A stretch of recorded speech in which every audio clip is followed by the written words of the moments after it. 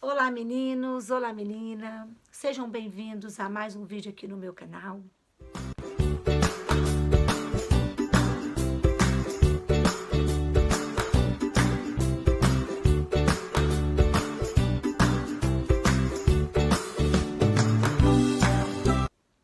Hoje eu quero contar para vocês um pouco assim da minha vida.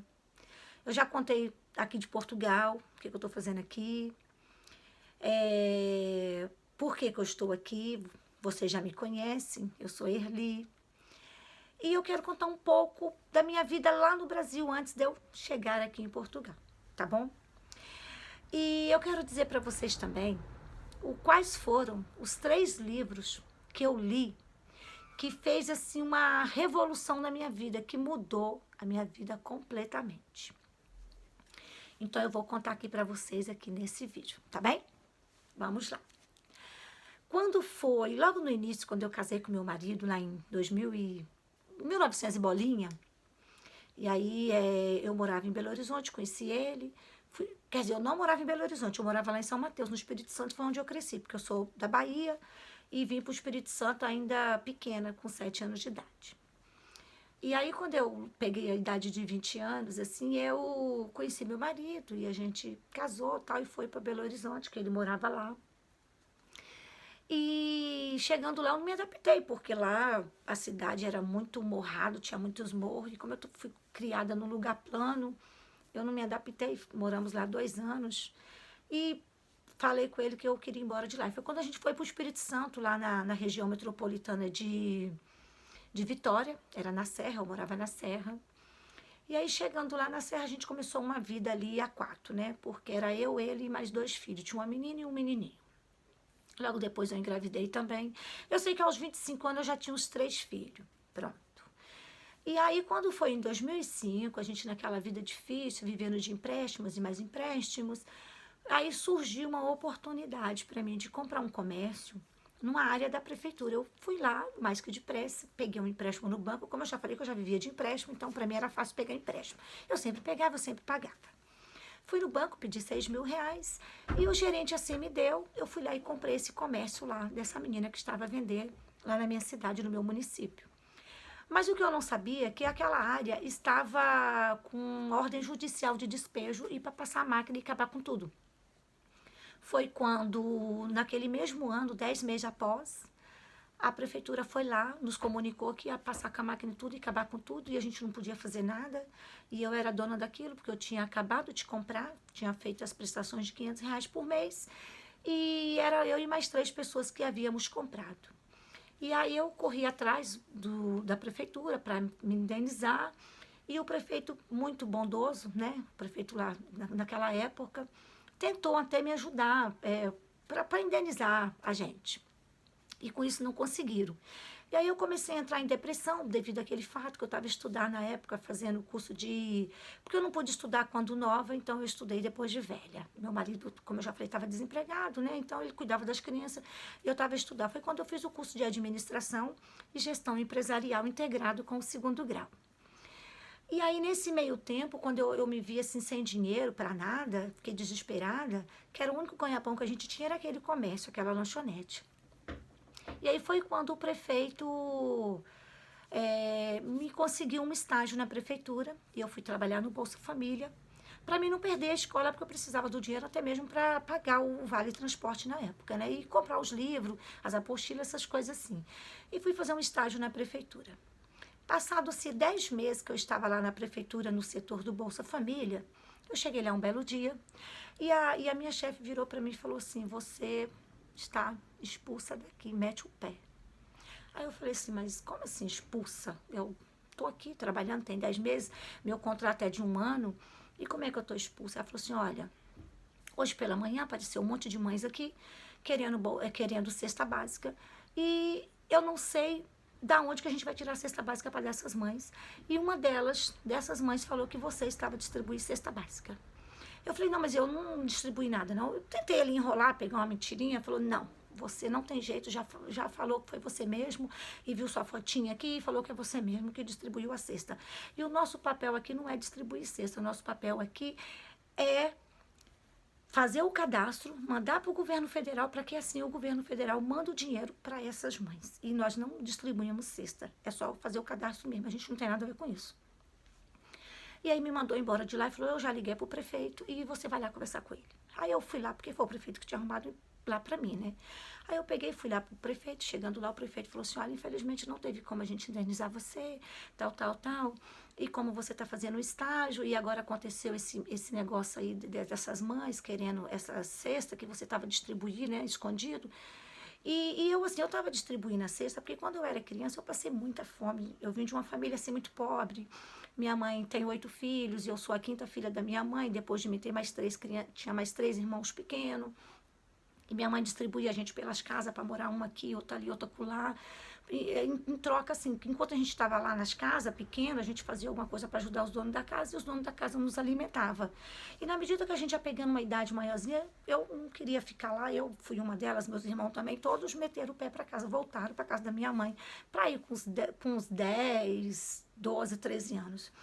E eu me lembro que muitas das vezes minha mãe chegava lá em casa na hora do almoço com um saquinho de comida, assim, naquela sacolinha de arroz cheia de comidinha, e botava numa vasilha e dava um bolinho para cada um de nós comer ali. E certa vez ela falou assim, vamos comigo hoje faxinar a casa para me ajudar, porque eu estou com as faxinas e hoje tem muita coisa. Eu, com o pai com uns 13 anos, peguei e fui ajudar minha mãe. E foi lá que eu vi que aquela comidinha que ela levava todo dia para nós comer em casa, era comidinha assim, que a patroa dava ela para comer na hora do almoço, que ela não comia. E quando todos acabavam de comer na mesa, sempre sobrava aquelas comidinhas nos pratos. E era aquela comidinha que minha mãe juntava tudo ali, aquelas comidinhas limpinhas, não era resto assim de nojeira, era comidas que as crianças comiam, os patrões, e sobrava. E minha mãe, para não jogar fora, e a gente passando fome em casa, juntava aquilo tudo e levava para casa. E aí, juntava com o pratinho dela e virava para a patroa e falava, eu tenho que ir lá em casa correndo. Aí a patroa, mas Dona Maria, não, que eu tenho que ir lá botar meus filhos para ir para a escola. E assim ela ia. Aí nesse dia eu fui com ela e chegando lá, ela pegou aquelas comidas todas, botou e deu um bolinho para os meus 3 irmãos que estavam em casa. E eu já tinha almoçado lá na patroa. Então, devido a eu ter passado muita fome, ter crescido assim nesse ambiente, eu ficava com dó daquelas mães que iam lá chorando com as crianças, passando fome, até esperar o dinheiro do governo vir. Então, o que eu fazia? Eu, apesar de eu ser assim, uma pessoa humilde, de ter muito pouco, eu pegava umas coisas lá na minha casa, pedia nos mercados, pedia nas casas e reunia ali, fazia umas cestas e combinava com as mães um pouco mais cedo delas chegarem lá no Bolsa Família e entregar aquela cestinha para aquelas mães com aquelas crianças chorando com fome que eu presenciei muitas vezes. É uma situação assim muito desagradável. Então assim, me desculpa, mas é a realidade. Eu me emociono porque é um fato verídico que eu vivi, passei por isso e depois eu tive assim a infelicidade de, mesmo depois de grande, passar por isso de novo, não comigo, mas com outras crianças. E aí, passando isso, eu fazia cesta para ajudar. Então, eu não fazia com má intenção, fazia de bom coração. Mas aí passou, né? Fui mandada embora de lá, fui lá para a prefeitura, e o prefeito falou assim, então, a partir de hoje, eu vou rescindir o seu contrato de estagiária e vou te dar um emprego aqui na prefeitura por 2 anos, que é o meu mandato, que já passou 2, não tem mais 2 que eu tô cá. Enquanto eu estiver aqui, você tá aqui comigo trabalhando, tá bom? Você e os demais lá que tinham o comércio lá na área da prefeitura. Eu falei, tudo bem, eu aceito. Aí ele falou, então você vai para a administração, que lá na administração a secretária de Recursos Humanos vai direcionar você para um outro emprego, uma outra vaga, e você vai trabalhar 8 horas por dia e vai ganhar um salário inteiro e não mais a metadinha. Eu falei, tá ótimo, muito obrigada. Agradeci, fui lá para o Recursos Humanos. Chegando lá no Recursos Humanos, eu encontrei lá assim, uma pessoa assim, maravilhosa, sabe? Que me acolheu e falou assim, não, você vai trabalhar aqui comigo mesmo, você vai ficar aqui, e é aqui que eu preciso de uma secretária e você vai me ajudar, que vai cuidar das minhas coisas. E eu fiquei lá com ela. Eu me lembro que nesse primeiro dia, lá em 2007, que foi em janeiro de 2007 isso, e meu contrato ia acabar lá para o mês de março. Então, janeiro, já tinha 10 meses que eu estava lá, então fui mandada embora e chegando lá na prefeitura, o prefeito já na mesma hora já me contratou. Então, comecei ali em 2007, janeiro. E aí fiquei ali com ela, limpando, assim, cuidando das coisinhas dela, ali como secretária dela, né?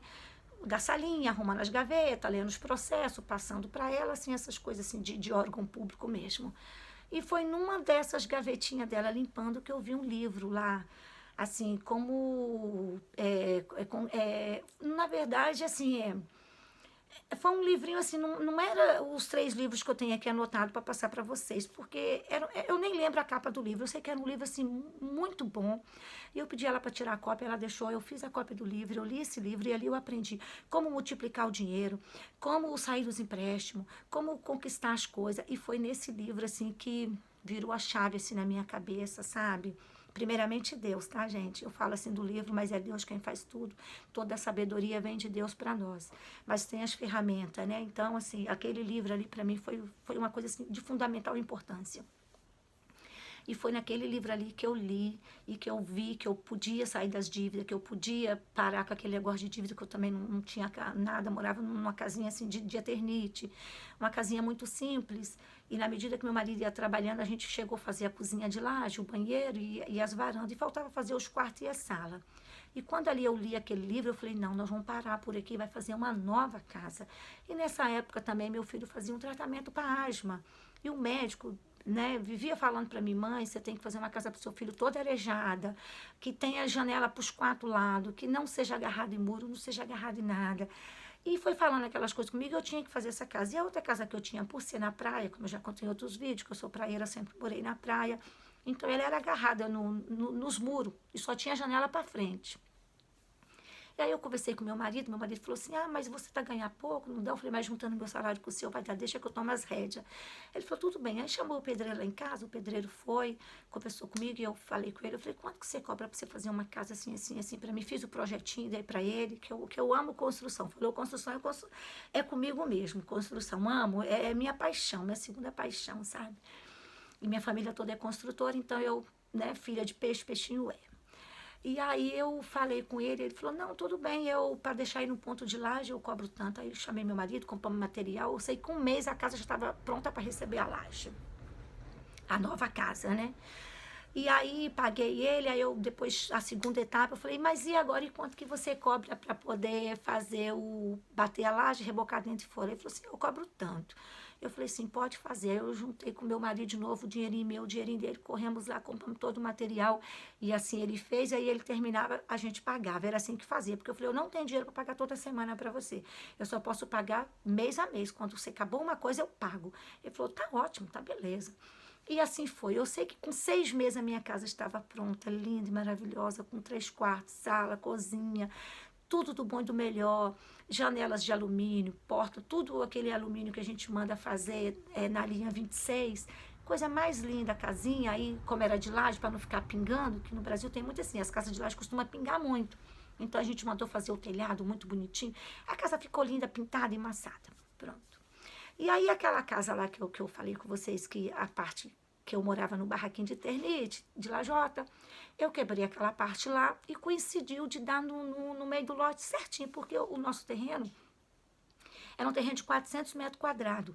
Então, coincidiu da minha casa nova que eu fiz ficar numa área assim de 200 metros quadrados, no meio do lote certinho, e na outra banda do lote ficou a parte que era o banheiro e a cozinha, que é a parte que a gente já tinha começado a construção, mas que faltava os quartos e a sala. E eu não quis dar sequência naquela casa. Então, o que eu fiz? Eu quebrei aquilo tudo e fiquei só com a parte de laje.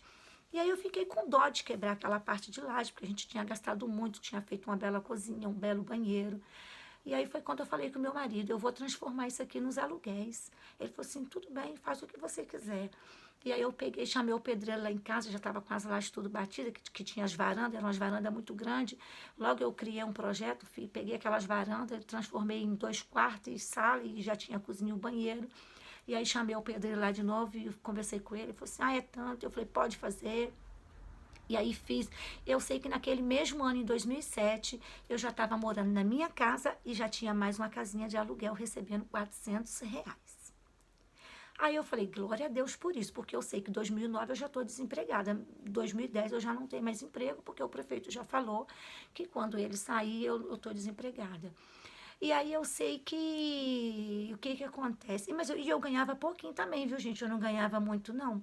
Era assim, era um salário e mais um pouquinho. O salário mínimo, só que salário de órgão público sempre é um pouco a mais que o salário mínimo, viu?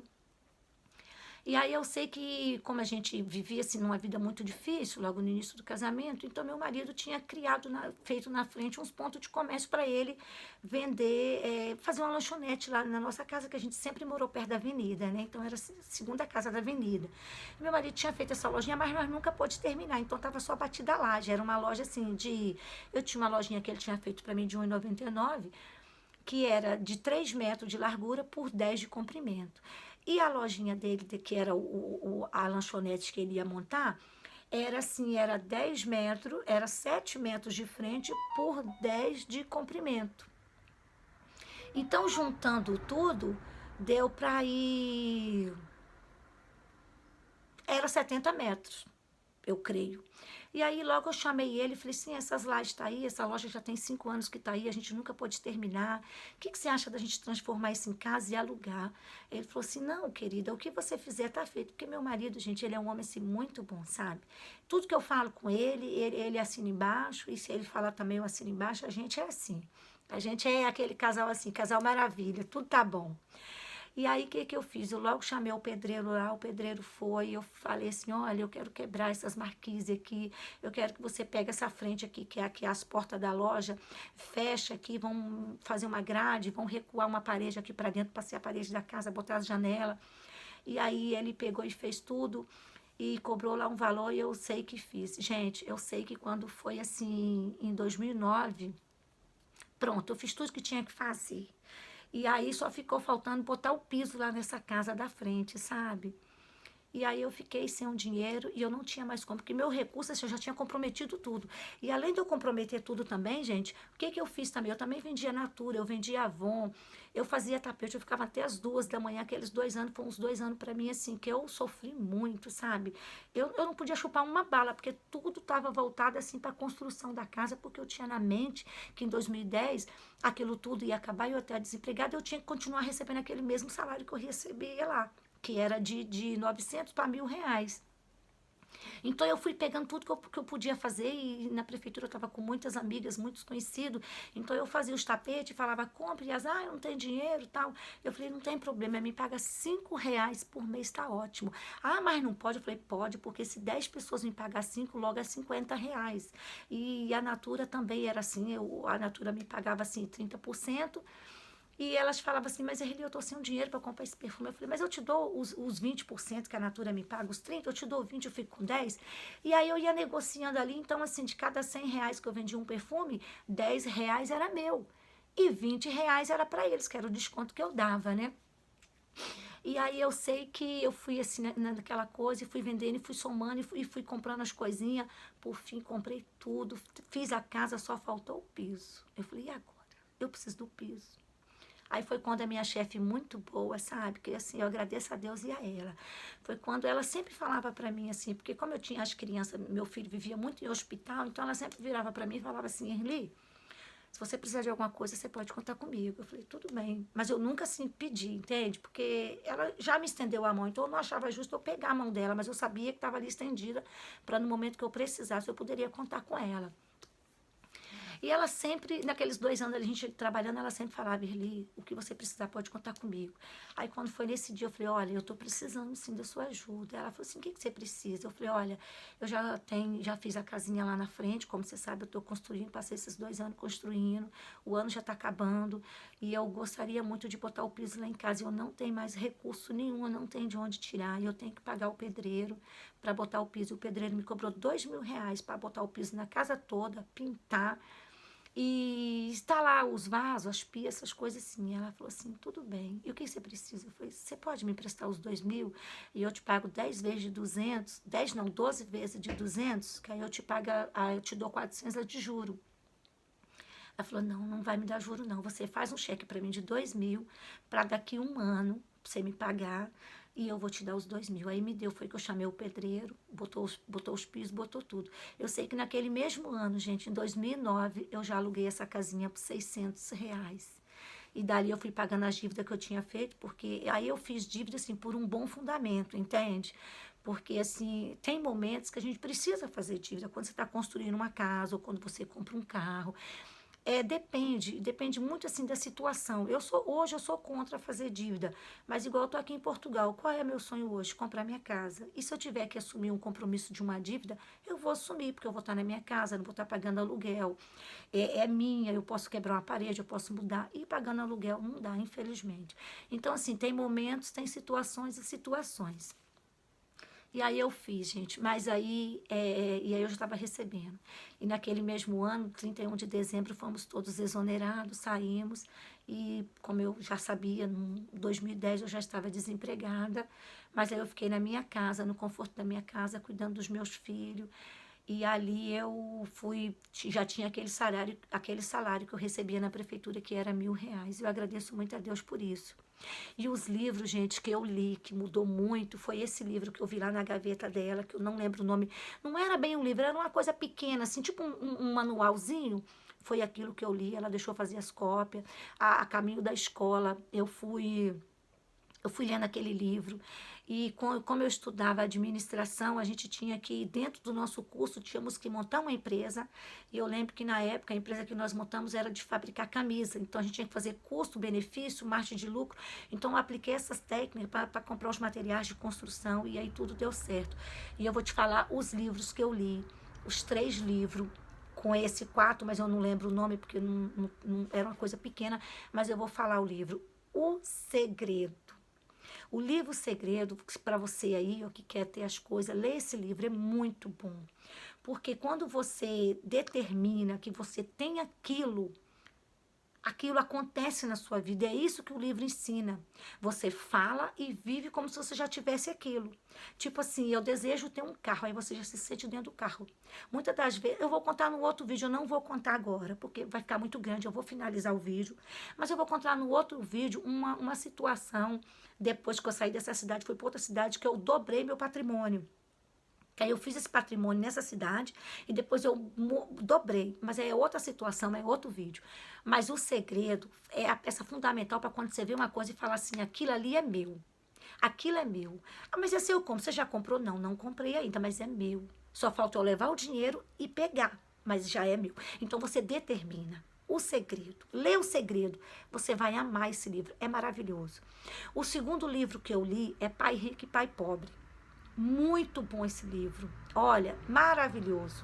Se você não tiver dinheiro para comprar esse livro, se você não puder comprar esse livro, se você não tiver como conseguir, gente, vai no YouTube, põe lá audiobook do Pai Rico, Pai Pobre e vai escutando, vai arrumando casa, vai vendo, vai escutando o áudio ali, vai lavando vasilha, vai escutando, vai fazendo comida. É assim, gente, quando eu não tenho dinheiro, é assim que eu costumo ler meus livros. Mas naquela época, como eu vendia Avon, e na Avon, para você que vende, sabe que vem muitos livros ali pra gente comprar, então eu ia comprando ali, era R$ 9,99 cada livrinho, eu ia comprando e cada campanha que vinha, eu comprava um livro e ia lendo. E eu li muitos mais também, mas depois eu vou passar para vocês. O segundo livro, o terceiro livro, o primeiro foi O Segredo, o segundo foi O Pai Rico, Pai Pobre, e o terceiro livro, Gustavo Cerbasi, Casais Inteligentes Enriquecem Juntos. Olha, esse livro é top. Lê esse livro. Lê esses 3 livros e você vai mudar de vida. Você vai aplicar exatamente. E se você lê uma vez, lê de novo e lê de novo, faz que nem eu, vai lendo, vai lendo. Vira e mexe, eu volto lá nos meus livros, leio de novo. Porque tem coisas assim, é tipo a Bíblia. Eu já li a Bíblia toda e já estou lendo pela segunda vez. Mas cada hora que eu leio, que eu volto lá, eu tenho um entendimento diferente daquilo. E nos livros é a mesma coisa, porque cada hora você lê, você entende de um jeito. Aí você volta lá, você entende, aí vai clareando a mente, vai clareando, vai clareando. É sensacional.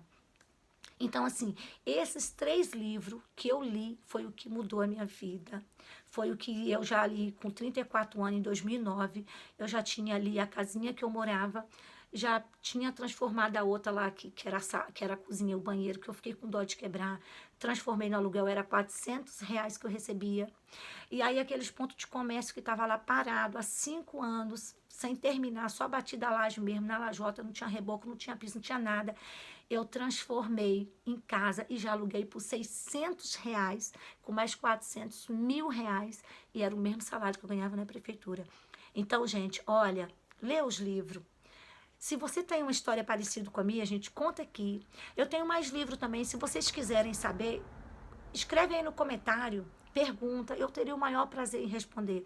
E depois eu vou gravar um outro vídeo contando a outra parte da história. Porque assim, hoje eu moro aqui em Portugal, tem 2 anos.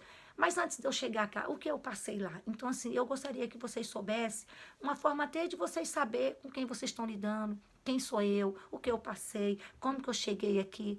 Porque é assim, é bom vocês saber para vocês acompanhar. Eu gosto muito de saber das pessoas, porque assim, eu uso muitas pessoas como espelho para minha vida, sabe? Toda vez que eu vou fazer uma coisa assim, eu procuro assim orientação de Deus, eu procuro saber o que aquela pessoa fez, se deu certo, se não deu, quais foram os caminhos que ela percorreu. Então, assim, eu sigo assim esses exemplos, entende? Hoje eu estou aqui em Portugal, estou pagando aluguel, comecei uma vida do zero, mas eu sei aonde eu estou, para onde eu vou, como que eu vou chegar lá e o que eu tenho que fazer para chegar lá. E eu estou trabalhando nisso, viu?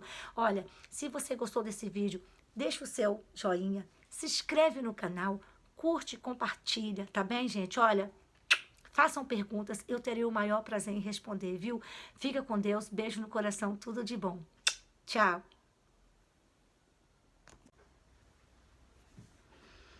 E aí eu conto o quê? Eu vou fazer a parte 1, parte 2, né?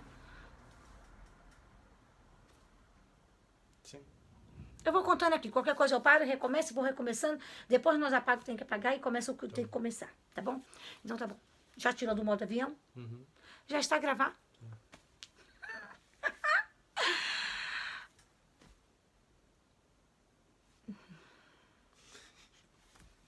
Isso era engraçado, mas tudo bem.